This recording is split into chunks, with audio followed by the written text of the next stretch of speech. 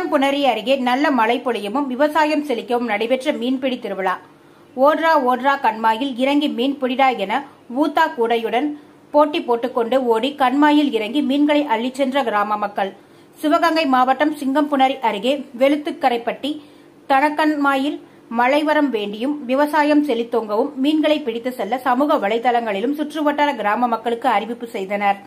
அதனையடுத்து இன்று மாலை நேரத்திற்கு முன்பு சிங்கம்புணரி, எருமைப்பட்டி, சூரக்குடி, முத்துசாமிப்பட்டி மற்றும் சுற்றுவட்டார கிராமங்களில் இருந்தும் சுமார் 2000க்கும் மேற்பட்ட கிராம மக்கள் ஒன்று கூடி ஊத்தா, கச்சா, கொசுவலை, அரிக்கூடை உள்ளிட்ட உபகரணங்களுடன் மீன்களை பிடிக்க ஊத்தா கூடையுடன் ஓடி கண்மாயில் இறங்கி மீன்களை போட்டி போட்டுக்கொண்டு பிடித்தனர்.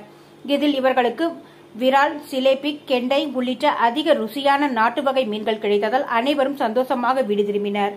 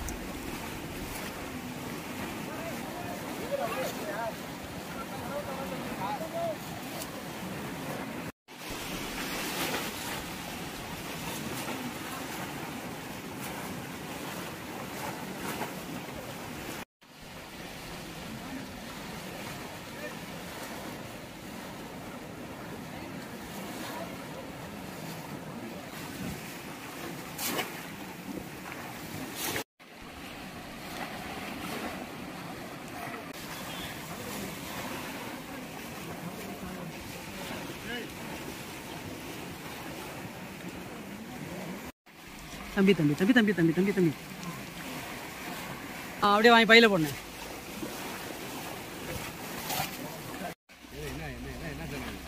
ராஜ் டிவி, நியூஸ் 18, சத்தியம்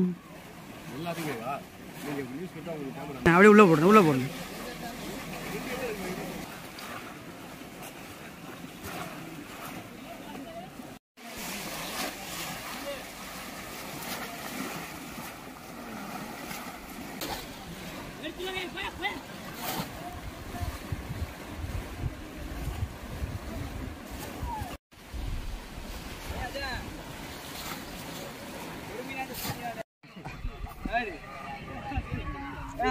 ரெண்டு மீன் போட்டு எடுத்து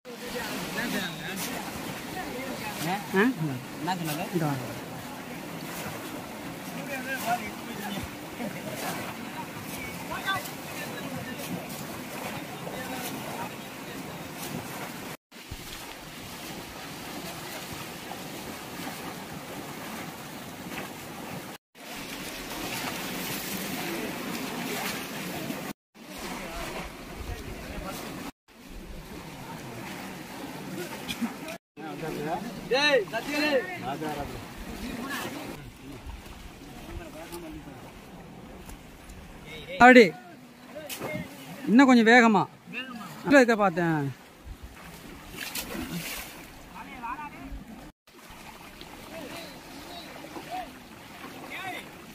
அப்படியே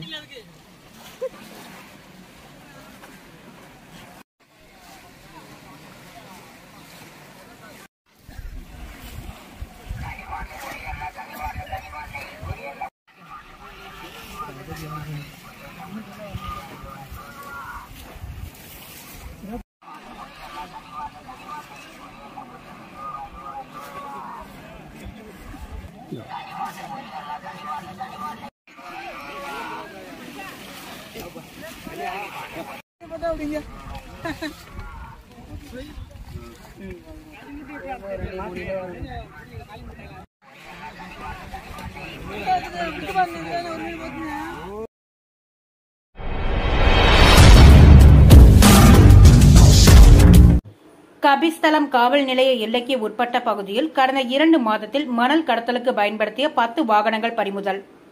தஞ்சை மாவட்ட பாபநாசம் அருகே கபிஸ்தலம் காவல் நிலைய எல்லைக்கு உட்பட்ட பகுதிகளில் மணல் கடத்தலை தடுக்கும் வண்ணம் கடந்த 2 மாதங்களாக கபிஸ்தலம் போலீஸ் இன்ஸ்பெக்டர் மகாலட்சுமி மற்றும் போலீசார் தீவிர ரோந்து பணியில் ஈடுபட்டதில் மணல் கடத்தலில் ஈடுபட்ட ஒரு டிப்பர் உடன் கூடிய டிராக்டர், 4 மாட்டு வண்டிகள், 5 இருசக்கர வாகனங்கள் என இதுவரை 10 வாகனங்கள் பறிமுதல் செய்யப்பட்டு குற்றவாளிகளை கைது செய்து வழக்கு பதிவு செய்து விசாரணை மேற்கொண்டு வருகின்றனர்.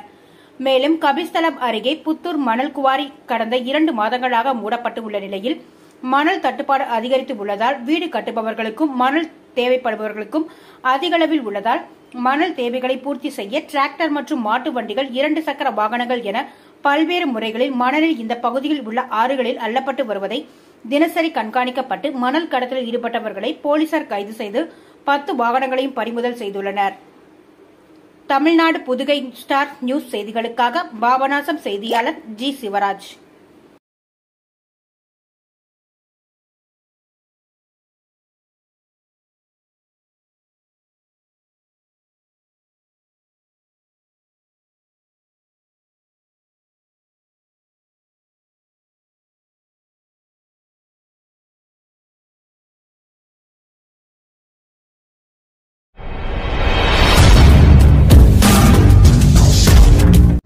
உசிலம்பட்டி நகராட்சிக்கு உட்பட்ட பகுதிகளில் அடுத்தடுத்த இடங்களில் குடிநீர் குழாயில் உடைப்பு ஏற்பட்டு குடிநீர் வீணாகி வருவதால் குடிநீர் தட்டுப்பாடு ஏற்படும் அபாயம் உள்ளதாக பொதுமக்கள் அச்சமடைந்துள்ளனர். மதுரை மாவட்டம் உசிலம்பட்டி நகராட்சிக்கு உட்பட்ட 5வது வார்டு மலையாண்டி தியேட்டர் எதிரே உசிலம்பட்டி நகராட்சியின் குடிநீர் குழாயில் உடைப்பு ஏற்பட்டு குடிநீர் வான்நோக்கி பீச்சி அடித்து நெடுஞ்சாலையிலும் சாக்கடை கால்வாயிலும் சென்று வீணாகியது. இதேபோல் தேனீரோடு முருகன் கோவில் அருகிலும் கவனம்பட்டி சாலையில் நீதிமன்றம் முன்பாகவும் குடிநீர் குழாயில் உடைப்பு ஏற்பட்டு குடிநீர் வீணாகி வருகிறது. அவ்வப்போது உசிலம்பட்டி நகராட்சி அலுவலர்கள் நேரில் ஆய்வு செய்து குடிநீர் திறப்பை நிறுத்தி வைத்துவிட்டு உடைப்பை சரி செய்யும் பணியில் ஈடுபட்டு வந்தாலும் நகராட்சியின் பல பகுதிகளில் சாலை அமைக்கும் பணிகள் ஆங்காங்கே நடைபெற்று வரும் சூழலில் சாலை அமைக்கும் பணியின் போது குடிநீர் குழாய்கள் அடிக்கடி உடைப்படும் நிலை உருவாகி வருவதாக கூறப்படுகிறது. அடிக்கடி குடிநீர் குழாய்கள் உடைப்பு ஏற்பட்டு குடிநீர் வீணாகி வரும் சூழலில் விரைவில் குடிநீர் தட்டுப்பாடு ஏற்படும் அபாய நிலை உருவாக உள்ளது எனவும் சாலை அமைக்கும் பணிகளின் போது உரிய அலுவலர்கள் நேரில் ஆய்வு செய்து உடனுக்குடன் குடிநீர் குழாய் உடைப்புகளை சரி செய்ய வேண்டும் என பொதுமக்கள் கோரிக்கை விடுத்துள்ளனர்.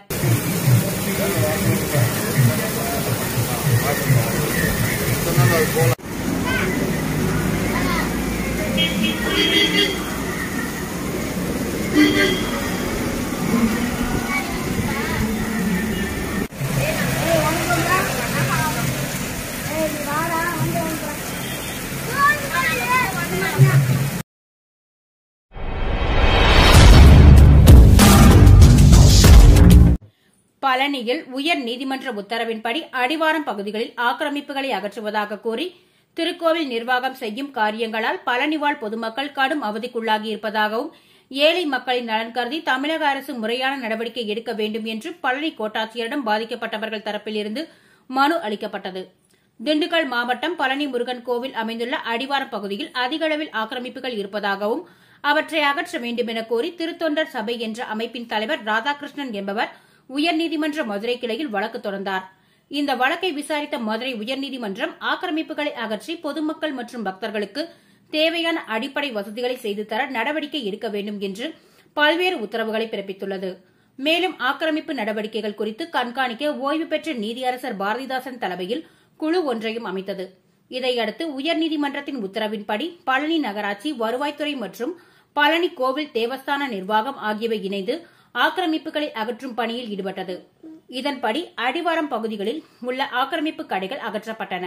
கிரிவல பாதையில் வாகனங்கள் செல்லாதபடி இணைப்பு சாலைகளை அடைக்கும் பணிகள் நடைபெற்று வருகிறது. ஆக்கிரமிப்பு அகற்ற நடவடிக்கைகளால் பழனி அடிவாரம் பகுதியில் வசிக்கும் பொதுமக்கள், சாலையோர வியாபாரிகள் மற்றும் சிறு பெரு வணிகர்கள் என அனைத்து தரப்பினரும் கடுமையாக பாதிக்கப்பட்டுள்ளதாக குற்றச்சாட்டு எழுந்தது. இதையடுத்து பாதிக்கப்பட்டவர்கள் சார்பில் தனியார் திருமண மண்டபத்தில் இன்று ஆலோசனைக் கூட்டம் நடைபெற்றது. இந்த கூட்டத்தில் பழனி நகர முக்கிய பிரமுகர்கள், சாலையோர வியாபாரிகள், ஆட்டோ தொழிலாளர்கள் மற்றும் அடிவாரம் பகுதியைச் சேர்ந்த சிறு பெரு வியாபாரிகள் என அனைத்து தரப்பினரும் பங்கேற்றனர்.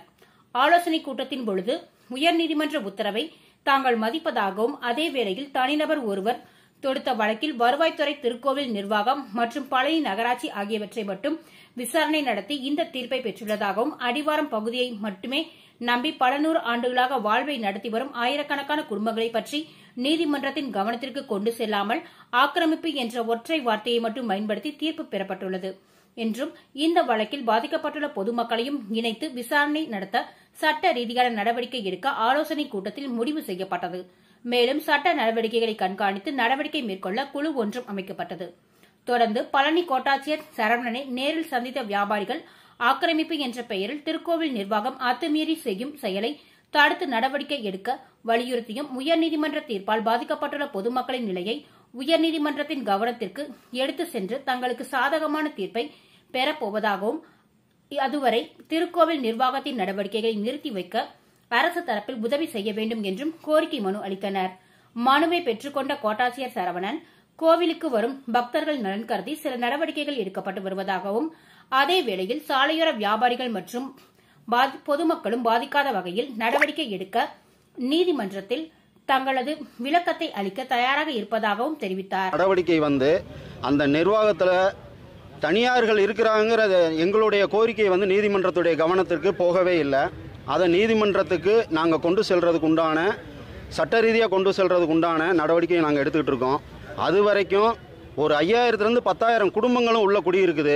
இவங்களுடைய வாழ்வாதாரமும் தனியார்களுடைய வாழ்வாதாரம் பாதிக்காமல் இருக்கிறதுக்காக இந்த நடவடிக்கை, அந்த வழிபாதைகளெல்லாம் அடாவடியாக தேவஸ்தானம் நடவடிக்கை எடுத்து அடிச்சுக்கிட்டு இருக்கு. நீதிமன்ற உத்தரவு தாண்டி சில செயல்பாடுகள்லாம் தேவஸ்தானத்திலேருந்து நடந்துக்கிட்டு இருக்கு.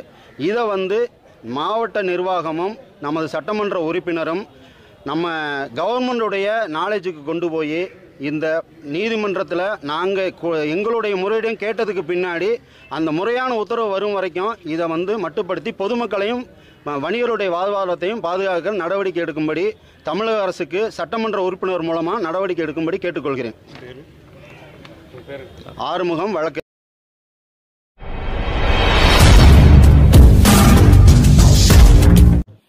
ஐயம்பேட்டை அருகே குடிசை வீடு தீப்பிடித்து எரிந்ததில் 80 வயது முதியவர் உயிரிழப்பு. தஞ்சாவூர் மாவட்டம் ஐயம்பேட்டை அருகே பசுபதி கோவில் திரௌபதி அம்மன் கோவில் பகுதியைச் சேர்ந்தவர் பெருமாள் 80. இவர் கூலி வேலை செய்து வருகிறார். இந்த நிலையில் இவரது குடிசை வீட்டில் தனியாக வசித்து வந்த நிலையில் இன்று மதியம் சமையல் செய்யும் போது எதிர்பாராத விதமாக இவரது குடிசை வீடு தீப்பற்றிக் கொண்டது. இதில் பெருமாள் தீயில் சிக்கி சம்பவ இடத்திலேயே பரிதாபமாக உயிரிழந்தார். பின்னர் சம்பவ இடத்திற்கு வந்த ஐயம்பேட்டை போலீசார் இறந்தவரின் உடலை மீட்டு பிரேத பரிசோதனைக்காக ஐயம்பேட்டை அரசு மருத்துவமனைக்கு அனுப்பி வைத்தனர். இதுகுறித்து போலீசார் வழக்கு பதிவு செய்து தீ விபத்து ஏற்பட்டதா அல்லது வேறு ஏதும் காரணமா என விசாரணை நடத்தி வருகின்றனர். தமிழ்நாடு புதுகை ஸ்டார் நியூஸ் செய்திகளுக்காக பாபநாசம் செய்தியாளர் ஜி. சிவராஜ்.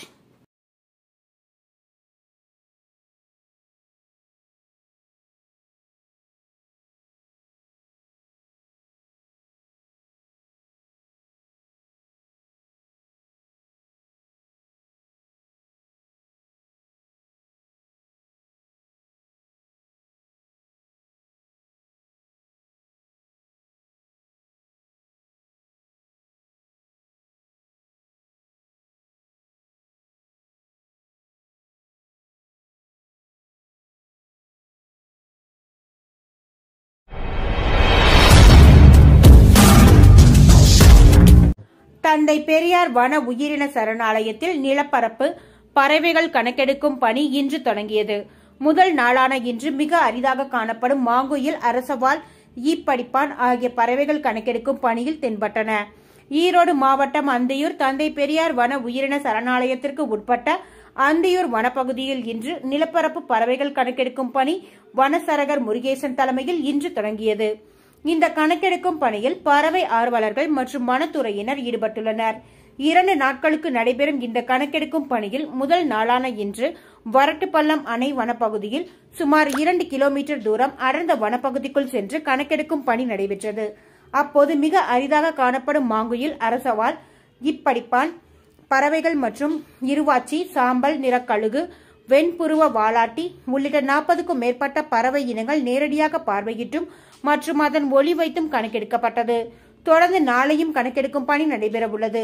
வனப்பகுதி மிக நன்றாக பராமரிக்கப்பட்டு வருவதன் காரணமாக அரிதான பறவைகள் அதன் இயல்பான வாழ்க்கையை வாழ்ந்து வருவதாக பறவை ஆர்வலர்கள் தமிழக அரசுக்கு பாராட்டு தெரிவித்துள்ளனர்.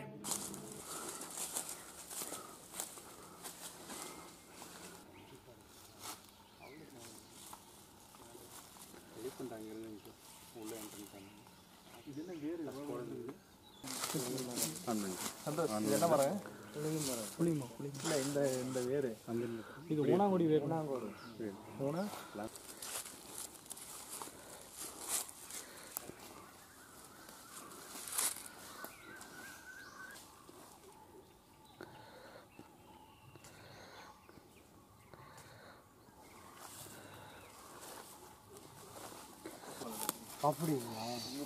சரி, நான் பேசிட்டு உங்களுக்கு லைன்ல வரேன்.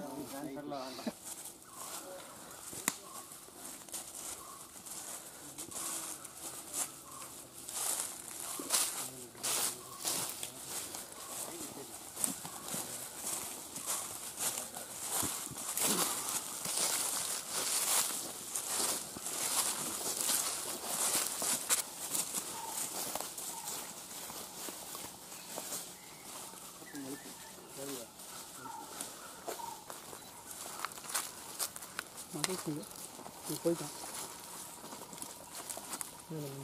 பார்த்துட்டு வாங்க. சரி, பார்த்து வாங்க.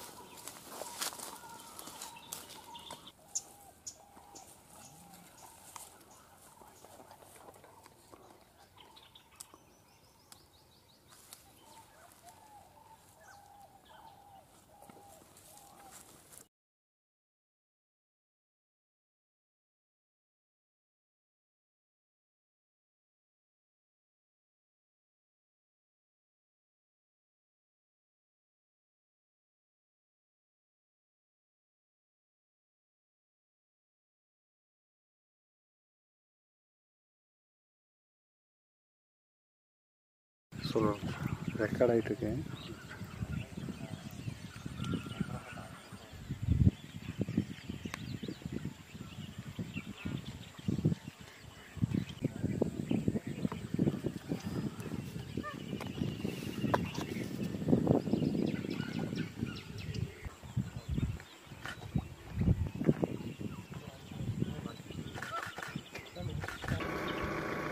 ஓரியன்டில் அனுப்பிடுங்க.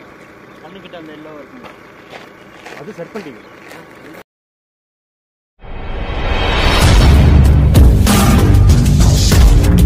சோழிங்கநல்லூர் தொகுதிக்கு உட்பட்ட ஈச்சம்பாக்கம் பெத்தேல் நகர் 2வது தெருவில் திமுக தெற்கு மாவட்ட இளைஞரணி சார்பில் முதல்வரின் பிறந்தநாள் விழா கொண்டாடப்பட்டது.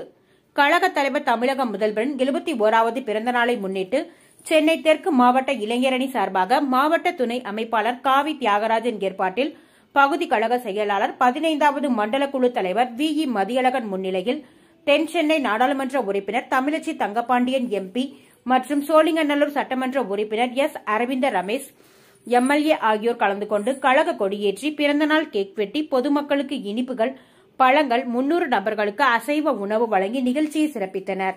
இந்நிகழ்வில் வட்டக்கழக செயலாளர் எஸ். கர்ணா மற்றும் விமலா கர்ணா, எம்.சி., மாவட்ட பிரதிநிதி டி. ராஜா, டி. தாஸ் மற்றும் பகுதி துணை செயலாளர் வி. எஸ். சுதா மற்றும் வட்டக்கழக நிர்வாகிகள் முனுசாமி, பாலாஜி, ரேவதி தியாகராஜன், வால்டர், பிரபாகரன், ரவி, துளசி மற்றும் நாகேந்திரன், டேவிட், பஜீர், பாபு, அலாவுதீன், ரியாஸ், லோகேஷ், ரஹீம், பாஷா மற்றும் கழக முன்னோடிகள், இளைஞர் அணியினர் உள்ளிட்ட அணி நிர்வாகிகள், கழக செயல் வீரர்கள் ஆகியோர் கலந்து கொண்டனர்.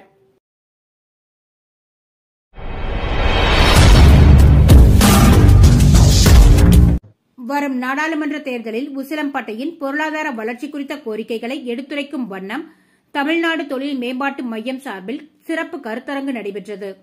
மதுரை மாவட்டம் உசிலம்பட்டி பசும்பொன் முத்துராமலிங்க தேவர் கல்லூரி வளாகத்தில் உள்ள கூட்ட அரங்கில் தமிழ்நாடு தொழில் முனைவு மேம்பாட்டு மையம் சார்பில் உசிலம்பட்டியின் பொருளாதார வளர்ச்சி மற்றும் தொழில் ரீதியாக வளர்ச்சி பெறும் திட்டங்களை வரும் நாடாளுமன்ற தேர்தலில் போட்டியிடும் வேட்பாளரிடம் கோரிக்கையாக முன்வைப்பது குறித்த கருத்தரங்கு பெரியார் பல்கலைக்கழக முன்னாள் துணை வேந்தர் முத்துச்செழியன் தலைமையில் நடைபெற்றது. இந்த கருத்தரங்கில் உசிலம்பட்டி எம்எல்ஏ ஐயப்பன், முன்னாள் எம்எல்ஏ கதிரவன் மற்றும் திமுக ஃபார்வர்ட் பிளாக் கட்சியின் முக்கிய நிர்வாகிகள், பெரிஸ் நிறுவனத்தின் இயக்குநர், பெரிஸ் மகேந்திரவேல் மற்றும் விவசாய சங்கத்தினர், மாணவ மாணவிகள் கலந்து கொண்டு உசிலம்பட்டியின் வளர்ச்சிக்கான தேவைகள் குறித்த கோரிக்கைகளை முன்வைத்தனர். உசிலம்பட்டியில் விவசாயம் மீண்டும் செழிக்க 58 கால்வாய்க்கு நிரந்தரமாக தண்ணீர் திறக்க நிரந்தர அரசாணை பெறுவது, உசிலம்பட்டியில் நறுமண தொழிற்சாலை மற்றும் சிப்காட் தொழிற்சாலையும் கொண்டு வருவது என பல்வேறு கோரிக்கையை வரும் தேர்தலில் MP ஆக தேர்வாகும் மக்கள் பிரதிநிதி திட்டங்களை அமைத்து செயல்படுத்த கோரிக்கை வைக்க நடவடிக்கை எடுக்க வேண்டும் என கருத்தரங்கில் முன்வைக்கப்பட்டது. கைவிரலை துண்டித்துக் கொள்வோம் என்று வீரமுழக்கமிட்டு ஆங்கில ஏகாதிபத்தியத்தோடு போராடி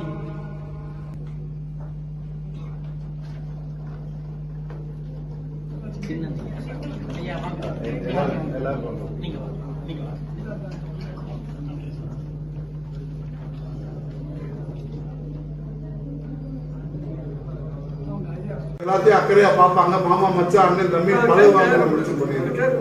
கேட்க மாட்டாங்க. 6 மணி நேரம்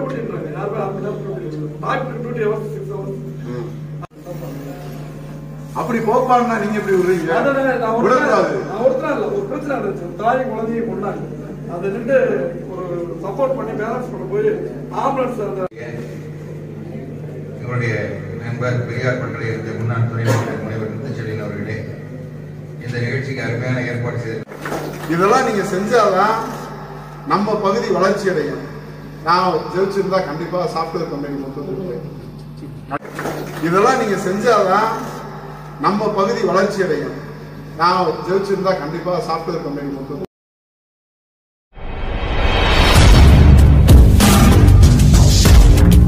தமிழ்நாடு முதலமைச்சர் மு.க. ஸ்டாலின் 71வது பிறந்த நாளை முன்னிட்டு மாவட்ட திமுக விவசாய தொழிலாளர் அணி சார்பில் தமிழ்நாடு முதல்வர் திமுக தலைவர் மு.க. ஸ்டாலின் பிறந்தநாள் விழா. இந்த நிகழ்ச்சியில் விவசாய தொழிலாளர் அணி தலைவர் பிரதாபன் தலைமையில் நடைபெற்றது. இதைத் தொடர்ந்து வெண்ணெய் மலையில் உள்ள அன்பு கரங்கள் ஆதரவற்றோர் இல்லத்தில் இன்று மாவட்ட திமுக விவசாய தொழிலாளர் அணி சார்பில் மதிய உணவு வழங்கப்பட்டது.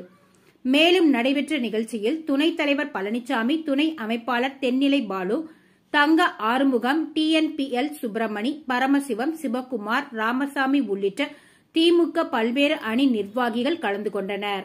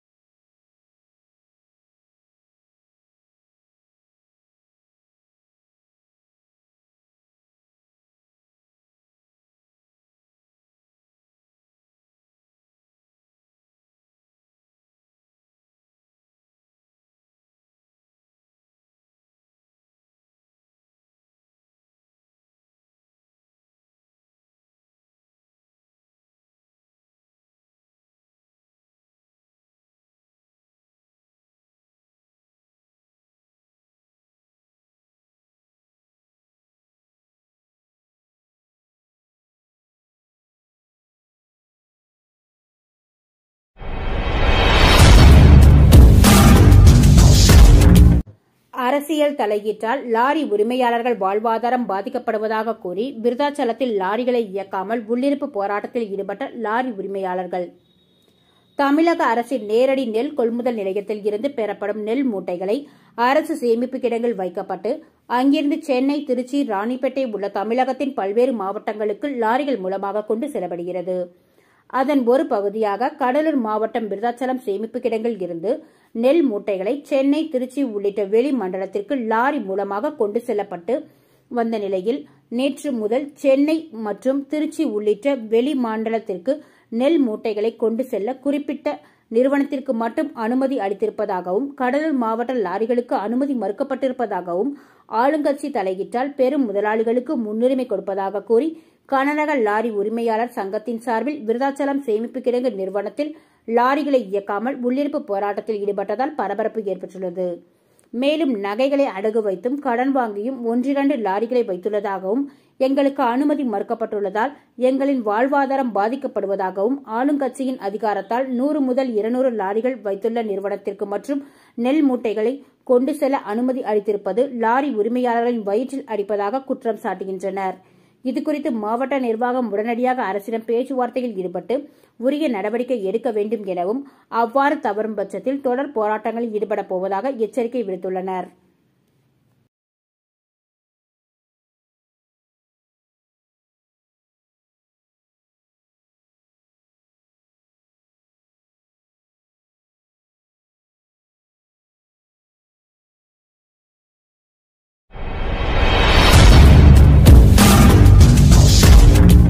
குடியாத்தம் மேற்கு ஒன்றிய திமுக சார்பில் முதல்வர் பிறந்த நாளை முன்னிட்டு ஏழை எளியோர்களுக்கு நலத்திட்ட உதவிகள் வழங்குதல்.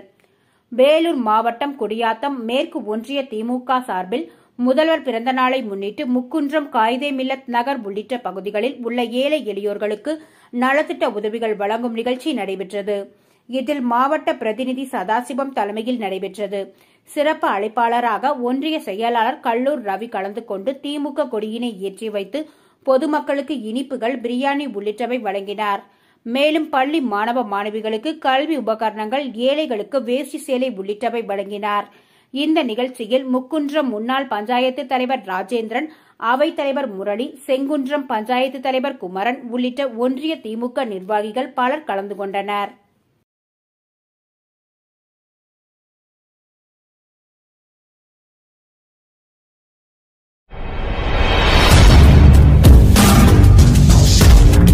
திருமயம் அருகே முதலமைச்சர் மு.க. ஸ்டாலின் பிறந்தநாளை முன்னிட்டு நடைபெற்ற கிரிக்கெட் போட்டியை அமைச்சர் ரகுபதி தொடங்கி வைத்தார். தமிழ்நாடு முதலமைச்சரும் திமுக தலைவருமான மு.க. ஸ்டாலின் 71வது பிறந்தநாள் நேற்று கட்சி நிர்வாகிகள், தொண்டர்கள் சார்பில் கேக் வெட்டியும் பொதுமக்களுக்கு இனிப்பு வழங்கியும் கொண்டாடப்பட்டது. இந்நிலையில் புதுக்கோட்டை மாவட்டம் திருமயம் அருகே உள்ள குளமங்கலம் கிராமத்தில் இளைஞர்கள் சார்பில் மு.க. ஸ்டாலின் பிறந்தநாளை முன்னிட்டு கிரிக்கெட் போட்டி நடத்தப்பட்டது. போட்டியானது குளமங்கலம் குளமுத்தி கண்மாய் திடலில் நடைபெற்றது. போட்டியில் மாநிலத்தின் பல்வேறு பகுதிகளில் இருந்து 24 அணிகள் கலந்து கொண்டன. போட்டியினை சட்டத்துறை அமைச்சர் ரகுபதி பேட்டிங் செய்து தொடங்கி வைத்தார். இறுதியில் போட்டியில் வெற்றி பெற்ற முதல் 4 அணிகளுக்கு ரொக்கப் பரிசு மற்றும் வெற்றி கோப்பைகள் வழங்கப்பட்டது.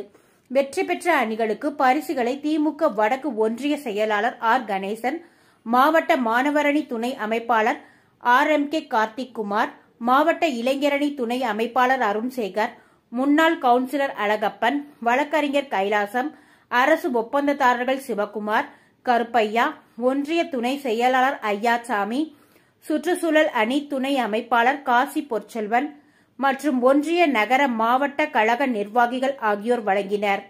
போட்டிக்கான ஏற்பாடுகளை குளமங்கலம் இளைஞர்கள் மற்றும் ஊர் பொதுமக்கள் செய்திருந்தனர்.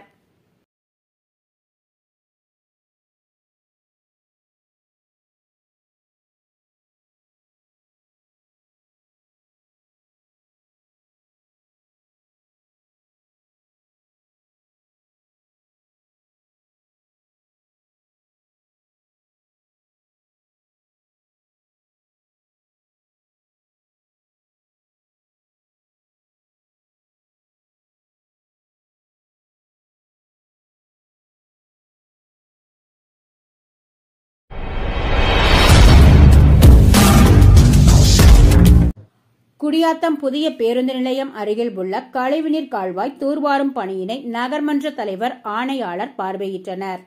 வேலூர் மாவட்டம் குடியாத்தம் புதிய பேருந்து நிலையம் அருகில் உள்ள கழிவுநீர் கால்வாய் தூர்வாரும் பணியினை நகர்மன்ற தலைவர் சவுந்தரராஜன், நகராட்சி ஆணையாளர் மங்கையர்கரசன் ஆகியோர் பணிகளை தொடங்கி வைத்து பார்வையிட்டனர். மேலும் அதனை சுற்றியுள்ள கழிவுநீர் கால்வாய்களை தூர்வாரும் பணி தொடர்ந்து முழுமையாக தூர்வார வேண்டி அதிகாரிகளுடன் ஆலோசனை மேற்கொண்டனர். இதனைத் தொடர்ந்து குடியாத்தம் புதிய பேருந்து நிலையம் பகுதியில் உள்ள சுத்திகரிப்பு குடிநீர் நிலையம் பழுதாகி உள்ளதால் குடிநீர் இன்றி பயணிகள் கடும் அவதிப்படும் நிலை ஏற்பட்டுள்ளது.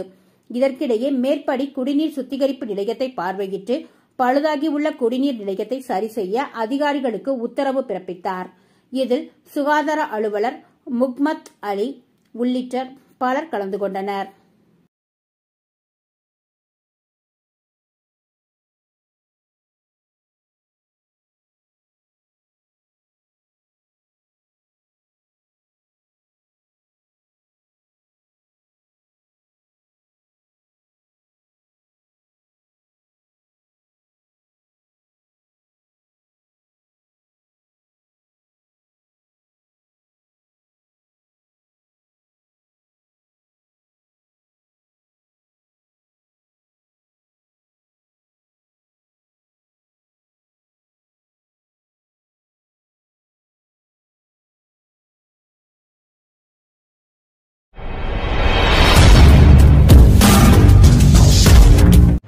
குடியாத்தம் 1வது வார்டில் திமுக தலைவர் மு.க. ஸ்டாலின் அவரின் பிறந்த நாளை முன்னிட்டு தர்காவில் சிறப்பு துவா நடைபெற்றது.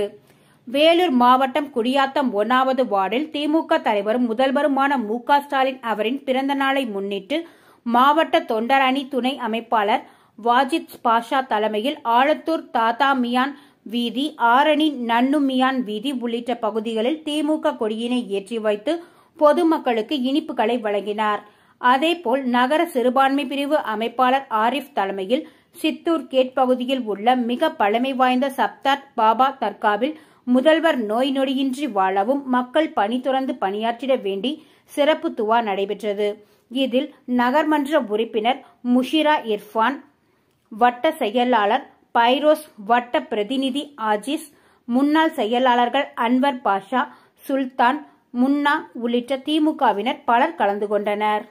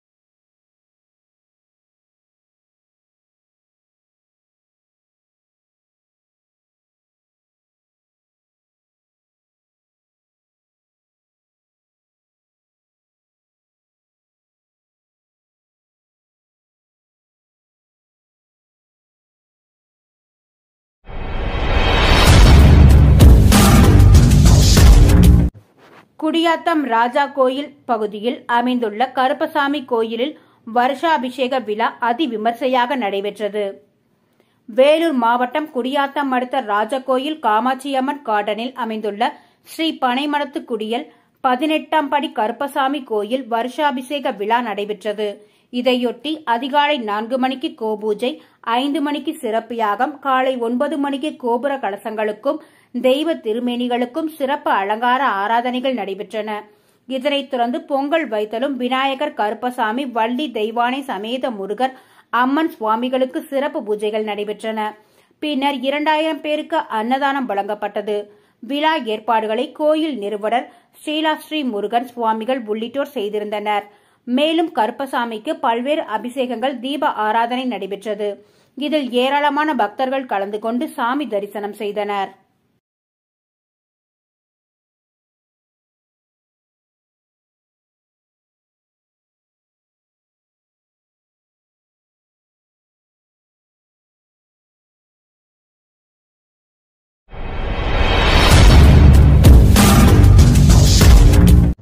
ஈரோட்டில் முதியோருக்கு உணவு வழங்கி முதல்வரின் பிறந்தநாள் விழா கொண்டாட்டம். தமிழக முதல்வர் மு.க. ஸ்டாலின் பிறந்தநாள் விழா தமிழகம் எங்கும் திமுக சார்பில் இளைஞர் எழுச்சி நாளாக இன்று கொண்டாடப்பட்டது. ஈரோடு மாவட்டத்திலும் தமிழக முதலமைச்சர் மு.க. ஸ்டாலின் பிறந்தநாள் விழா கோலாகலமாக கொண்டாடப்பட்டது. முதல்வர் மு.க. ஸ்டாலின் பிறந்தநாள் முன்னிட்டு தமிழக வீட்டு வசதி மற்றும் மதுவிலக்கு ஆயத்தீர்வைத்துறை அமைச்சரும் ஈரோடு தெற்கு மாவட்ட திமுக செயலாளருமான சு. முத்துசாமி, திமுக மாநில இளைஞரணி துணை செயலாளர் ஜே.இ. பிரகாஷ் ஆகியோர் அறிவுறுத்தலின் பேரில் ஈரோடு சோலார் புதிய பஸ் நிலையம் அருகில் உள்ள அட்சயம் அறக்கட்டளையில் தங்கியுள்ள ஆதரவற்ற 40க்கும் மேற்பட்ட முதியோர்களுக்கு மதிய உணவாக சிக்கன் பிரியாணி மற்றும் இனிப்பு வழங்கப்பட்டது. ஈரோடு மாநகரில் ஆதரவற்ற நிலையில் அனாதைகளாக சுற்றித் திரிந்த வயதான முதியவர்களை மீட்டு அவர்களுக்கு 3 வேளையும் அட்சயம் அறக்கட்டளை நிர்வாகிகள் உணவு வழங்கி வருகின்றனர். இந்த அறக்கட்டளையில் தூய்மையாக பராமரிக்கப்பட்டு வரும் முதியோர்கள் முன்னிலையில் தமிழ்நாடு முதலமைச்சரும் திமுகவின் தலைவருமான மு.க. ஸ்டாலின் பிறந்த நாளை மாநில இளைஞர் அணி துணை செயலாளர் கே.இ. பிரகாஷ் அவர்களின் வழிகாட்டுதல் படி தாயுள்ளத்துடன் திமுகவினர் கொண்டாடினர். ஈரோடு இளைஞர் அணி நிர்வாகி முகமது அர்ஷத் கான் தலைமையில் நடைபெற்ற நிகழ்ச்சியில் திமுக மாணவர் அணி அமைப்பாளர் அரச்சலூர் மகேஷ், ஆயுப் கான், முபாரக் அலி, பெனாசிர் ரிஷ்வானா, ஷர்மிளா பானு, ஹக்கீம் உள்ளிட்ட திமுக நிர்வாகிகள் பலர் கலந்து கொண்டனர்.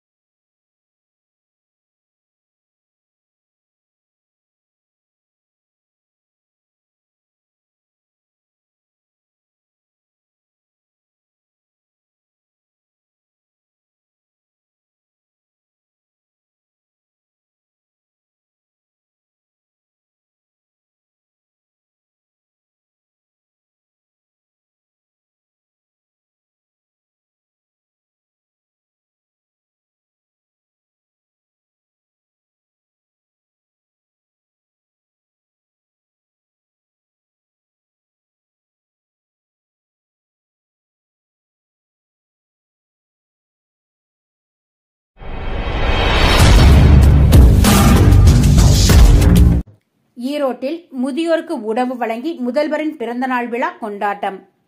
தமிழக முதல்வர் மு.க. ஸ்டாலின் பிறந்தநாள் விழா தமிழகம் எங்கும் திமுக சார்பில் இளைஞர் எழுச்சி நாளாக இன்று கொண்டாடப்பட்டது. ஈரோடு மாவட்டத்திலும் தமிழக முதலமைச்சர் மு.க. ஸ்டாலின் பிறந்தநாள் விழா கோலாகலமாக கொண்டாடப்பட்டது. முதல்வர் மு.க. ஸ்டாலின் பிறந்தநாள் முன்னிட்டு தமிழக வீட்டு வசதி மற்றும் மதுவிலக்கு ஆயத்தீர்வைத்துறை அமைச்சரும் ஈரோடு தெற்கு மாவட்ட திமுக செயலாளருமான சு. முத்துசாமி, திமுக மாநில இளைஞரணி துணை செயலாளர் ஜே.இ. பிரகாஷ் ஆகியோர் அறிவுறுத்தலின் பேரில் ஈரோடு சோலார் புதிய பஸ் நிலையம் அருகில் உள்ள அட்சயம் அறக்கட்டளையில் தங்கியுள்ள ஆதரவற்ற 40க்கும் மேற்பட்ட முதியோர்களுக்கு மதிய உணவாக சிக்கன் பிரியாணி மற்றும் இனிப்பு வழங்கப்பட்டது. ஈரோடு மாநகரில் ஆதரவற்ற நிலையில் அனாதைகளாக சுற்றித் திரிந்த வயதான முதியவர்களை மீட்டு அவர்களுக்கு 3 வேளையும் அட்சயம் அறக்கட்டளை நிர்வாகிகள் உணவு வழங்கி வருகின்றனர். இந்த அறக்கட்டளையில் தூய்மையாக பராமரிக்கப்பட்டு வரும் முதியோர்கள் முன்னிலையில் தமிழ்நாடு முதலமைச்சரும் திமுகவின் தலைவருமான மு.க. ஸ்டாலின் பிறந்த நாளை மாநில இளைஞர் அணி துணை செயலாளர் கே.இ. பிரகாஷ் அவர்களின் வழிகாட்டுதல் படி தாயுள்ளத்துடன் திமுகவினர் கொண்டாடினர்.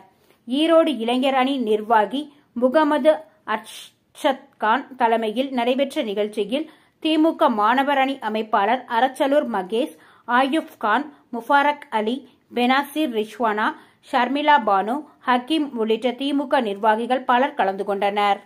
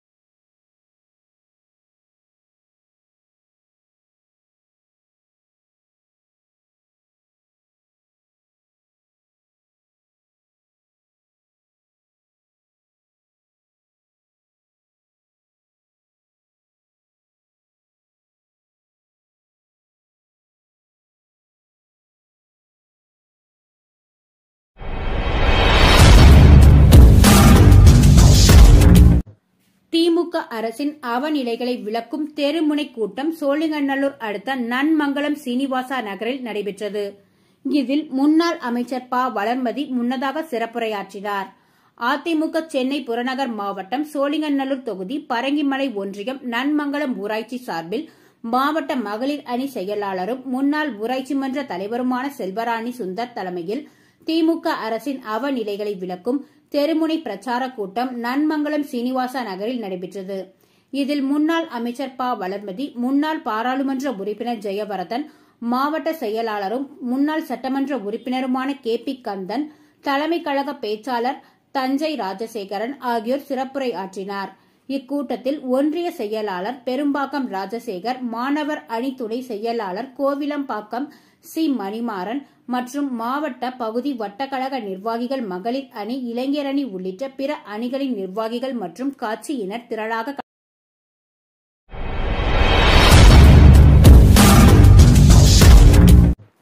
தாராபுரத்தில் தமிழ்நாடு முதலமைச்சர் மு.க. ஸ்டாலின் 71வது பிறந்தநாள் விழா பிளக்ஸ் பேனர் கிழிப்பு. திமுக உட்கட்சி பூசல் காரணமாக அக்கட்சி தொண்டர்கள் இடையே சலசலப்பை ஏற்படுத்தியுள்ளது. திருப்பூர் மாவட்டம் தாராபுரத்தில் திமுக தலைவரும் தமிழ்நாடு முதலமைச்சருமான மு.க. ஸ்டாலின் பிளக்ஸ் பேனர் அண்ணா சிலை அருகே பழைய நகராட்சி அலுவலகம் முன்பு வைக்கப்பட்டிருந்த பிளக்ஸ் பேனர் கிழிக்கப்பட்டிருந்தது. சம்பவம் திமுக கட்சி நிர்வாகிகளிடம் சலசலப்பை ஏற்படுத்தியுள்ளது. திமுக தலைவர் மு.க. ஸ்டாலின் 71வது பிறந்தநாள் விழா நேற்று திமுக நகர செயலாளர் முருகானந்தன் தலைமையில் ஆதி திராவிட நலத்துறை அமைச்சர் கயல்விழி முன்னிலையில் அண்ணா சிலை பகுதியில் நேற்று மாலை 71 கிலோ கேக் வெட்டி கொண்டாடப்பட்டது. இந்த நிலையில் அதே பகுதியில் திமுக தலைமை செயற்குழு உறுப்பினர் கே. எஸ். தனசேகரனின் ஆதரவாளர்கள் அனுமதியின்றி பிளக்ஸ் பேனர் வைத்திருந்தனர். இந்நிலையில் நேற்று இரவு மர்ம நபர்கள் சிலர் KS தனசேகர் ஆதரவாளர்கள் வைத்திருந்த பிளக்ஸ் பேனரில் முதலமைச்சர் மு.க.ஸ்டாலின் திருவுருவப் படத்தையும் அதில் இருந்த ஆதரவாளர்கள் புகைப்படம் அடங்கிய பேனரையும் கிழித்துவிட்டு சென்றனர். நாடாளுமன்ற தேர்தல் நெருங்கி வரும் நேரத்தில் நிர்வாகிகளின் உட்கட்சி பூசல் அக்கட்சி தொண்டர்கள் இடையே சலசலப்பை ஏற்படுத்தியுள்ளது. இந்த நிலையில் திமுக நகர துணை செயலாளர் கமலக்கண்ணன் தலைமையில் காவல்துறை கண்காணிப்பாளர் அலுவலகத்தில் துணை கண்காணிப்பாளர் கலையரசனிடம் பேனர் கிழித்தவர்கள் மீது நடவடிக்கை எடுக்க கோரி 50க்கும் மேற்பட்ட திமுகவினர் மனு கொடுத்தனர். இதனால் தாராபுரத்தில் பெரும் பரபரப்பு ஏற்பட்டுள்ளது. குறிப்பு: தாராபுரம் முன்னாள் நகர செயலாளரும் தற்போதைய தலைமை செயற்குழு உறுப்பினருமான KS தனசேகர் ஒரு அணியினராகவும், தற்போதைய தாராபுரம் நகர செயலாளராக இருந்து வரும் முருகானந்தம் மற்றொரு அணியாகவும் இருந்து வருகின்றனர். இவர்கள் இருவரும் தனித்தனியாக ஆதரவாளர்களை சேர்த்துக் கொண்டு கடந்த 7 மாத காலமாக கருத்து வேறுபாடுடன் கட்சி பணிகள் செய்து வருவது குறிப்பிடத்தக்கது.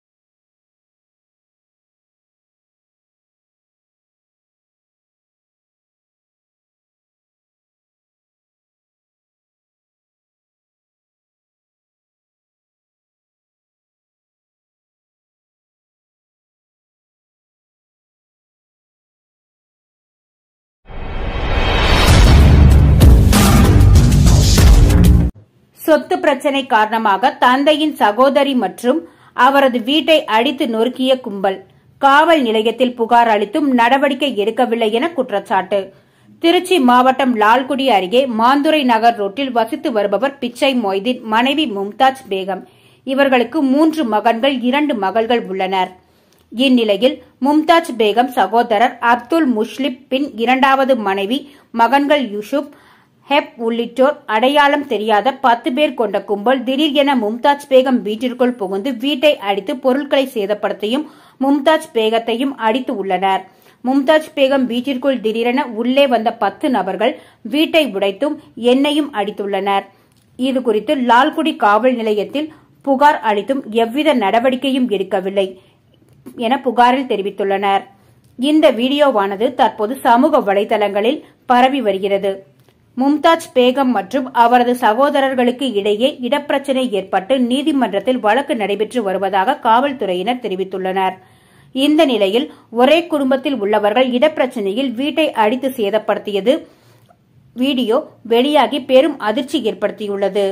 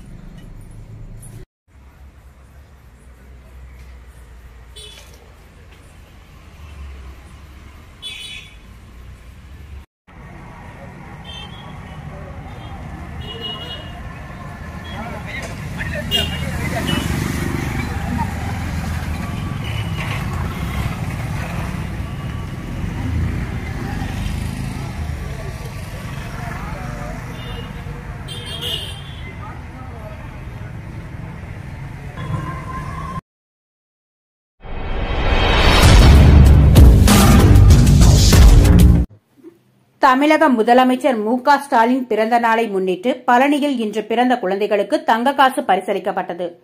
திமுக தலைவரும் தமிழக முதலமைச்சருமான மு.க. ஸ்டாலின் 71வது பிறந்த நாளை இன்று கொண்டாடினார். முதலமைச்சர் ஸ்டாலினின் பிறந்த நாளை கொண்டாடும் வகையில் திண்டுக்கல் கிழக்கு மாவட்ட திமுக செயலாளரும் பழனி சட்டமன்ற உறுப்பினருமான ஐ.பி. செந்தில்குமார் சார்பில் பழனி அரசு மருத்துவமனையில் இன்று பிறந்த 6 குழந்தைகளுக்கும் 1 கிராம் தங்கக்காசு பரிசாக வழங்கப்பட்டது. சட்டமன்ற உறுப்பினர் செந்தில்குமார் சார்பில் மாவட்ட மாணவரணி அமைப்பாளர் அஸ்வின் பிரபாகரன், திமுக நகர செயலாளர் வேலுமணி, நகர இளைஞரணி அமைப்பாளர் லோகநாதன் உள்ளிட்டோர் பிறந்த குழந்தைகளுக்கு தங்கக்காசு, புத்தாடையும், தாய்மார்களுக்கு மருந்து பெட்டகம் மற்றும் பழங்கள் ஆகியவற்றை வழங்கினர். நிகழ்ச்சியில் பழனி நகரமன்ற உறுப்பினர்கள், மாவட்ட நகர ஒன்றிய திமுக நிர்வாகிகள் உட்பட ஏராளமானோர் கலந்து கொண்டனர்.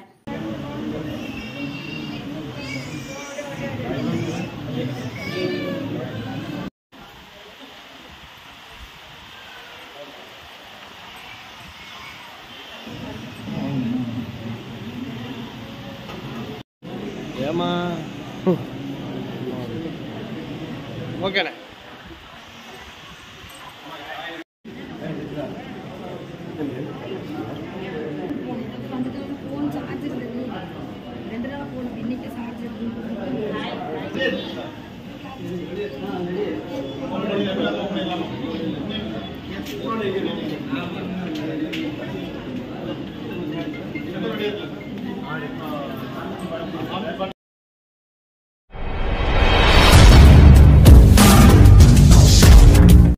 தமிழ்நாட்டில் திமுகவா பாஜகவா என மக்கள் முடிவு செய்வார்கள். கோவையில் அமைச்சர் ராமச்சந்திரன் பேட்டி.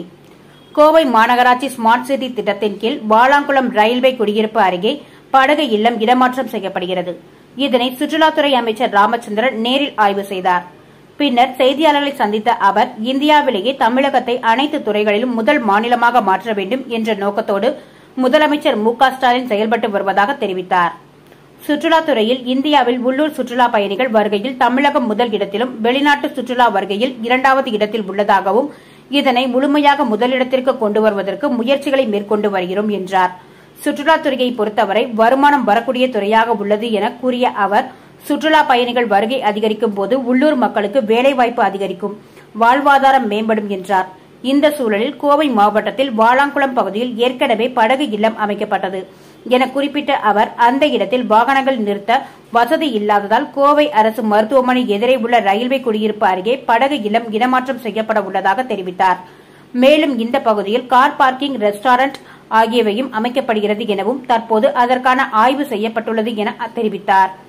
அரசியல் குறித்தான தமிழ்நாட்டில் திமுக இருக்குமா, பாஜக இருக்குமா என்பதை மக்கள் முடிவு செய்வார்கள் எனவும், அது மக்களுக்கு தெரியும் எனவும் கூறிய அவர், நீலகிரி தொகுதியில் ஆர். ராசா நாடாளுமன்ற தேர்தலில் நிச்சயமாக வெற்றி பெறுவார் என்றார். இந்த ஆய்வின் போது மாவட்ட ஆட்சியர், மாநகராட்சி ஆணையாளர், மேயர் ஆகியோர் உடனிருந்தனர்.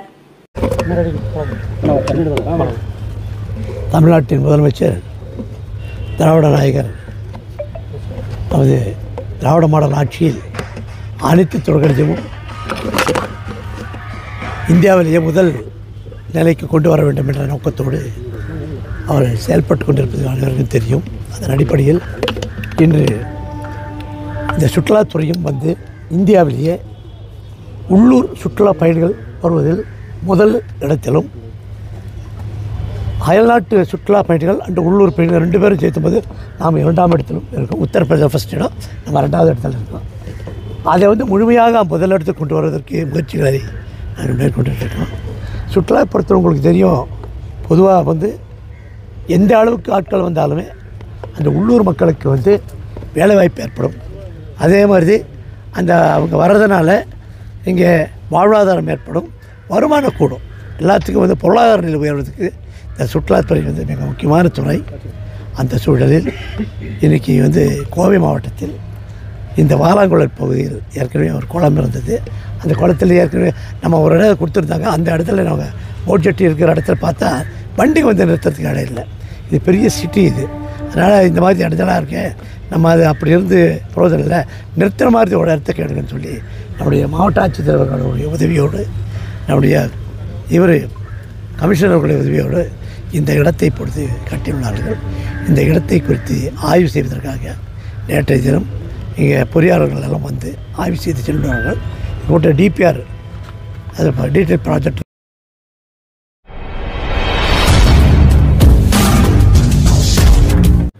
தமிழ்நாட்டில் திமுகவா பாஜகவா என மக்கள் முடிவு செய்வார்கள். கோவையில் அமைச்சர் ராமச்சந்திரன் பேட்டி. கோவை மாநகராட்சி ஸ்மார்ட் சிட்டி திட்டத்தின் கீழ் வாலாங்குளம் ரயில்வே குடியிருப்பு அருகே படகு இல்லம் இடமாற்றம் செய்யப்படுகிறது. இதனை சுற்றுலாத்துறை அமைச்சர் ராமச்சந்திரன் நேரில் ஆய்வு செய்தார். பின்னர் செய்தியாளர்களை சந்தித்த அவர், இந்தியாவிலேயே தமிழகத்தை அனைத்து துறைகளிலும் முதல் மாநிலமாக மாற்ற வேண்டும் என்ற நோக்கத்தோடு முதலமைச்சர் மு.க.ஸ்டாலின் செயல்பட்டு வருவதாக தெரிவித்தார். சுற்றுலாத்துறையில் இந்தியாவில் உள்ளூர் சுற்றுலா பயணிகள் வருகையில் தமிழகம் முதல் இடத்திலும், வெளிநாட்டு சுற்றுலா வருகையில் 2வது இடத்தில் உள்ளதாகவும், இதனை முழுமையாக முதலிடத்திற்கு கொண்டு வருவதற்கு முயற்சிகளை மேற்கொண்டு வருகிறோம் என்றார். சுற்றுலாத்துறையை பொறுத்தவரை வருமானம் வரக்கூடிய துறையாக உள்ளது என கூறிய அவர், சுற்றுலா பயணிகள் வருகை அதிகரிக்கும் போது உள்ளூர் மக்களுக்கு வேலைவாய்ப்பு அதிகரிக்கும், வாழ்வாதாரம் மேம்படும் என்றார்.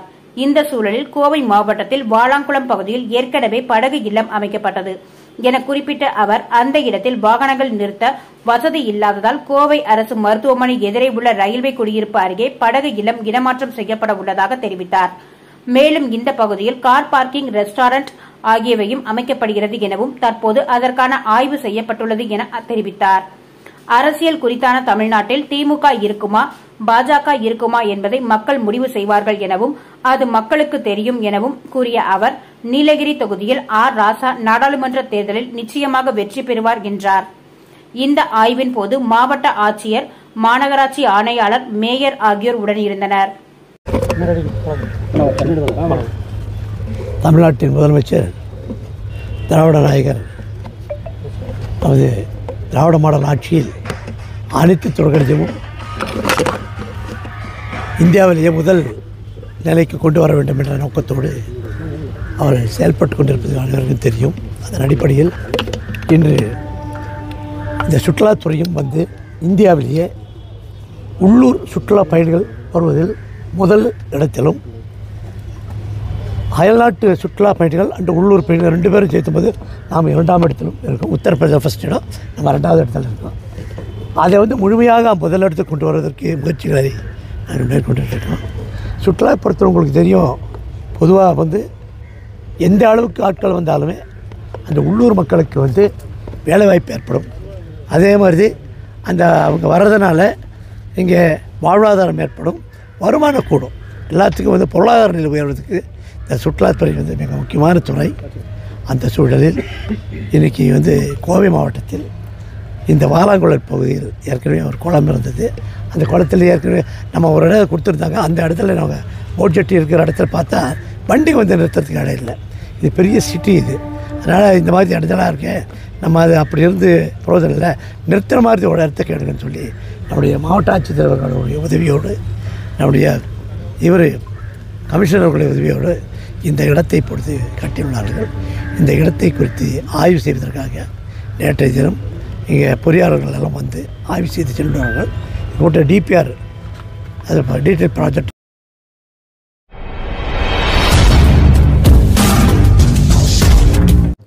மைவி3 ஆட்ஸ் நிறுவனத்திற்கு ஹெர்பல் பொருட்களை தயாரித்து கொடுத்த விஜயராகவன் போலி மருத்துவர் என்பது தெரியவந்ததை தொடர்ந்து கைது செய்யப்பட்டுள்ளார்.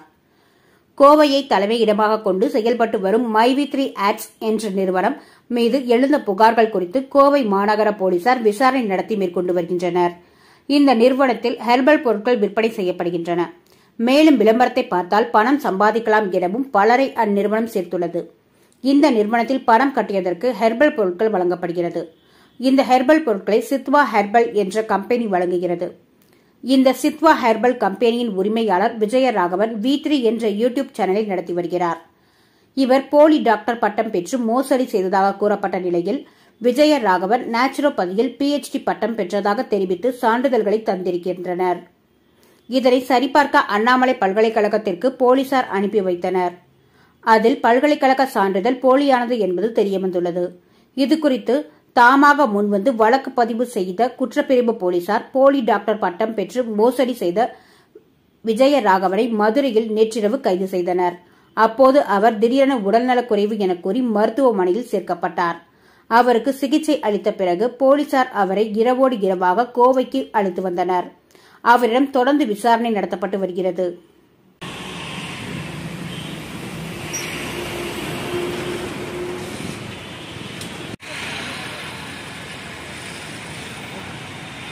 வீடியோ இருக்கு.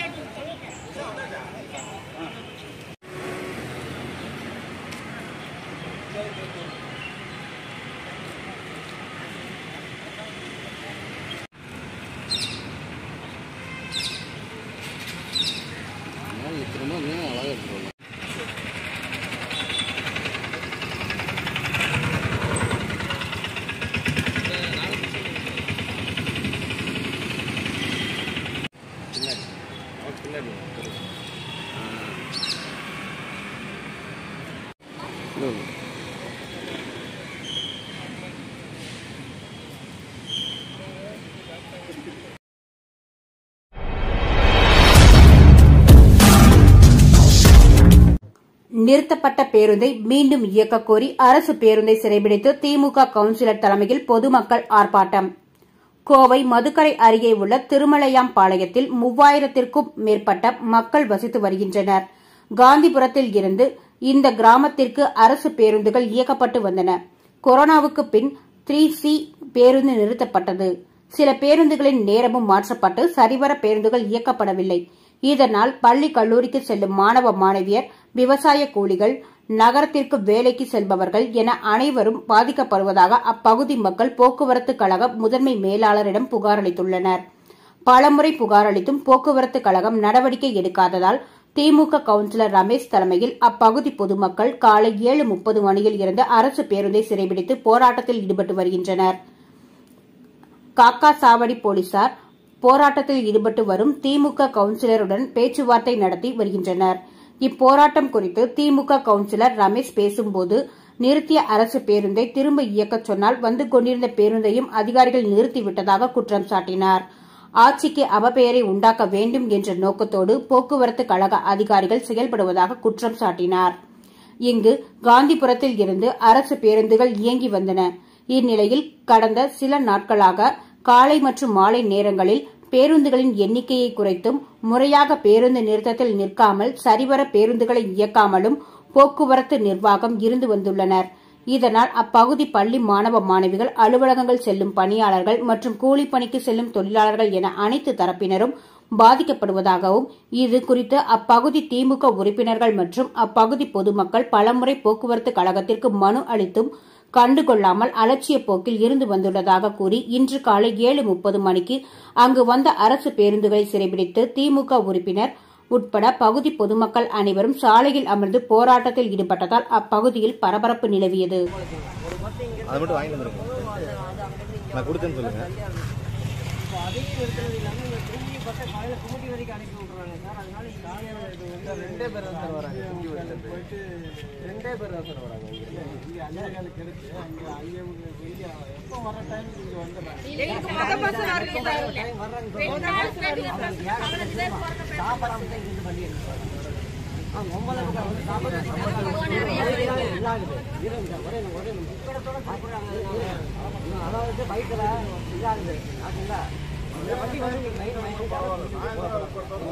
எங்களுக்கு 101 வரல சார். காலையில மொத பஸ் வரல சார். இத்தனை ஓடி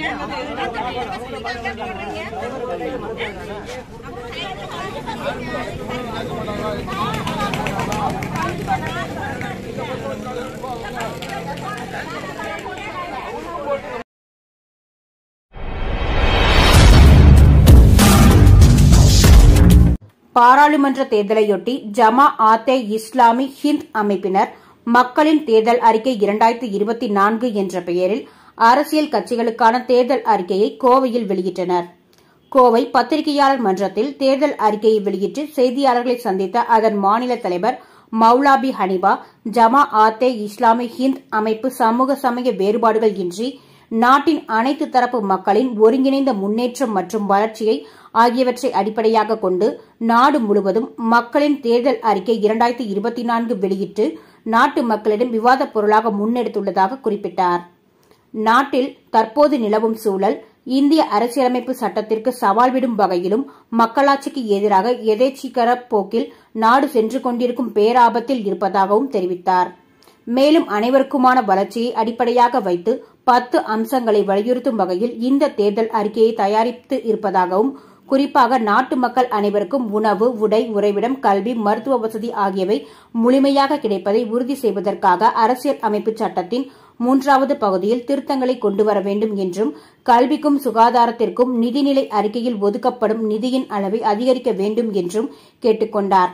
இதேபோல் வேளாண்மைக்கு அதிக முக்கியத்துவம் கொடுக்க வேண்டும், ஊழலை ஒழிக்க வேண்டும் என்பன போன்றவை தங்கள் தேர்தல் அறிக்கையில் முக்கிய இடம் பெற்றிருப்பதாகவும் சுட்டிக்காட்டினார். பயங்கரவாத செயல்களுக்கு வித்திடுகின்ற உண்மையான காரணிகளை அடையாளம் கண்டு அவற்றுக்கு எதிரான தீர்க்கமான நடவடிக்கைகளை எடுத்து நாட்டு மக்கள் மத்தியில் பாதுகாப்பு உணர்வை ஏற்படுத்த வேண்டும் எனவும், பசு பாதுகாப்பு என்கிற பெயரில் கொலை, கொடுமைகள், வன் செயல்கள், காவல்துறையினரின் அராஜகங்கள் ஆகியவற்றை கட்டுப்படுத்த வேண்டும் என்றும் வலியுறுத்தினார். மேலும் தற்போது வெளியிட்டுள்ள இந்த தேர்தல் அறிக்கையை அனைத்து கட்சிகளின் தலைவர்களை நேரில் சந்தித்து வழங்க இருப்பதாகவும், தங்களது ஆதரவு என்பது குறிப்பிட்ட கட்சிக்கு என்று இல்லாமல் வேட்பாளர்களின் தகுதி அடிப்படையில் வேட்பாளர்களுக்கான ஆதரவை வழங்குவோம் என்றும் அவர் குறிப்பிட்டார். பாரதிய ஜனதா கட்சி இஸ்லாமிய பெண்களின் ஆதரவு தங்களுக்கு நிச்சயமாக இருக்கும் என்று கூறி வரும் நிலையில் அது இருக்குமா என்பது அவர்களுக்கே தெரியும் எனவும் அவர் பதிலளித்தார். இந்த நேரத்திலே ஜமாத் இஸ்லாமி ஹிந்த் தமிழ்நாடு கிளை இந்த மக்கள் தேர்தல் அறிக்கை என்ற ரீதியிலே நாம் ஒரு மேனிஃபெஸ்டோவை வெளியிட்டிருக்கிறோம். இதற்கு முந்தைய தேர்தல்களிலும் நாம் இது போன்ற தேர்தல் அறிக்கையை நாம் வெளியிட்டிருக்கிறோம். இப்பொழுதும் நாம் வெளியிட்டு இருக்கிறோம்.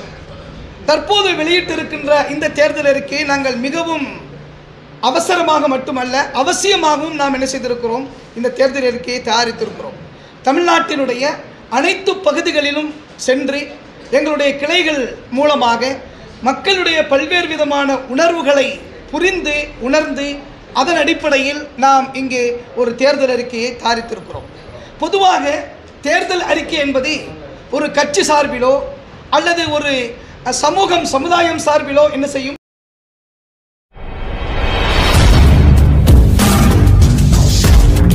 கோவையில் சர்வதேச பொறியியல் கொள்முதல் கண்காட்சி நடைபெறும் தேதி அறிவிப்பு. பொறியியல் ஏற்றுமதி மேம்பாட்டுக் கழகம் சார்பில் நடத்தப்படும் இந்திய வருடாந்திர நிகழ்வான சர்வதேச பொறியியல் கொள்முதல் கண்காட்சியின் 11வது பதிப்பு மார்ச் 4ஆம் தேதி முதல் 6ஆம் தேதி வரை கொடிஷா வர்த்தக கண்காட்சி மையத்தில் நடைபெறவுள்ளது. இது உலோகம் மற்றும் உலோகம் சார்ந்த பொறியியல் துறையில் இந்தியாவின் திறன்களை சர்வதேச கொள்முதலாளர்களுக்கு எடுத்துக்காட்டும் நிகழ்வாக அமையவுள்ளது. இந்த நிகழ்ச்சியில் 13 அறிவுசார் கருத்தரங்குகள் நடைபெற உள்ளதாகவும், அதில் ஜெர்மனியின் சாக்சன் மாநிலத்தைச் சேர்ந்த அமைச்சர் தலைமையிலான குழு, பாதுகாப்பு உற்பத்தித்துறை, தமிழ்நாடு தொழில் வளர்ச்சி நிறுவனம் TIDCO, Tata steel, Siemens Jaguar, Land Rover, JLR, National Institute of Design, ONTC German நாட்டு விவசாய கருவிகள், பெரு நிறுவனமான கிளாஸ் ஆட்டோமேஷன் அசோசியேஷன், இந்தியாவின் மின் ஸ்கூட்டர் நிறுவனமான Ather, CMTI Bangalore, CSIR, CRRI மின் வாகன கூட்டமைப்பு, SSEM ஆகியவற்றை சேர்ந்தவர்கள் உரையாற்ற உள்ளனர். இதில் 300 உற்பத்தியாளர்கள், 149 பொறியியல் பொருட்களை காட்சிப்படுத்துவர் எனவும், 10,000 வர்த்தகர் பார்வையாளர்கள், 40 நாடுகளைச் சேர்ந்த 300 வெளிநாட்டு கொள்முதலாளர்கள் வருவார்கள் என எதிர்பார்க்கப்படுவதாக தெரிவிக்கப்பட்டுள்ளது. இந்த சர்வதேச பொறியியல் கொள்முதல் கண்காட்சி ஸ்மார்ட் சஸ்டைனபிள் இன்ஜினியரிங் என்பதை கருப்பொருளாக கொண்டு நடத்தப்பட உள்ளது. எல்லாருக்கும் மாலை வணக்கம். Engineering export promotion India EPC இந்தியாவிலிருந்து உங்களுக்கு எல்லாத்தையும் எங்களோட மாலை வணக்கங்களை தெரிவிச்சுக்கிறோங்க. நாங்கள் இங்கே வந்திருக்கிறது வந்து EPCனுடைய 11வது edition 11th edition of IESS அப்படிங்கிற இன்டர்நேஷ்னல் இன்ஜினியரிங் சோர்சிங் ஷோனுடைய எக்ஸிபிஷன் கொடிசியாவில் மார்ச் 4, 5, 6 3 நாள் நடக்க போகுதுங்க. அதனுடைய ப்ரெஸ் மீட்டுக்காக உங்களை எல்லாத்தையும் கூப்பிட்டுருக்க பண்ணாங்க. அதுக்கு இன்வைட் பண்ணிட்டு அதை பற்றிய தகவலையும் சொல்றதுக்காக தான் கூப்பிட்டுருக்கோங்க. இந்த இதில் வந்து ஒரு 53 நாடுகள்லேருந்து ஒரு 621 பிரதிநிதிகள் வந்து கலந்துக்க போகிறாங்க. ஒரு 300-350 எக்ஸிபிட்டர்ஸ் வெவ்வேறு ஸ்டாலில் கொடிசியாவில் இருக்கிற ABCDE எல்லா ஸ்டால்லையும் ஆக்குபை பண்ணிட்டு அவங்க பொருட்களை கொண்டு வந்து இங்கே வைக்க போகிறாங்க. இது உலக சந்தையிலேருந்து வரக்கூடிய 53 நாட்டிலிருந்து வரக்கூடிய ஒரு 621 பார்வையாளர்களையும், இந்தியாவிலிருந்து வரக்கூடிய ஒரு அரௌண்ட் 8,000 பேர்த்து 3 நாளில் வரக்கூடிய 8,000 பேர்த்துக்கும் அந்த பொருட்களை பார்வையிடறதுக்குள்ள வாய்ப்பை ஏற்படுத்த போகிறோம். கோயம்புத்தூர்லேருந்து ஒரு ஏறக்குறைய ஒரு 125 கம்பெனிஸ் கலந்துக்கிறாங்க. தமிழ்நாட்டிலேருந்தும் கர்நாடகா, ஆந்திர பிரதேஷ், தெலுங்கானா இந்த மாதிரி நாடுகள் ஸ்டேட்ஸ்லேருந்தும் நிறைய பார்ட்டிசிபென்ட்ஸ் கலந்துக்கிறாங்க. இங்கே வந்துட்டு இந்த இதனால வந்து ஒரு 200 கோடி வர்த்தகம் ஏற்படும் அப்படிங்கிற ஒரு நம்பிக்கையை வந்து நாங்கள் நம்புகிறோம். 200 crores business from this segment from out of கோயம்புத்தூருங்கிறது. அது போக இது ஒரு ஆரம்பம் மட்டுமே. இது வந்து இனி படிப்படியாக இந்த ஒன்ஸ் இந்த எக்ஸ்போர்ட் பிஸ்னஸ் ஆரம்பிச்சிட்டாங்கன்னா இது தொடரும் அப்படிங்கிற பெரிய நம்பிக்கையில் மேனுஃபேக்சரிங் பவர் ஹவுஸ் அப்படிங்கிற இடத்த கோயம்புத்தூர் தக்க வச்சுக்கும். இந்தியாவுடைய மேனுஃபேக்சரிங் பவர் தமிழ்நாடுனா தமிழ்நாடு மேனுஃபேக்சரிங் பவர் கோயம்புத்தூர் அதை நிலைநாட்டிக்கணும் அப்படிங்கிற ஒரு இதில் வந்து மேக் இன் இந்தியா கான்செப்ட் பிரபலப்படுத்துறதுக்காகவும் இந்த ஷோ நடக்க போகுது. இந்த ஷோ பிரபலமாகி மக்கள் எல்லாம்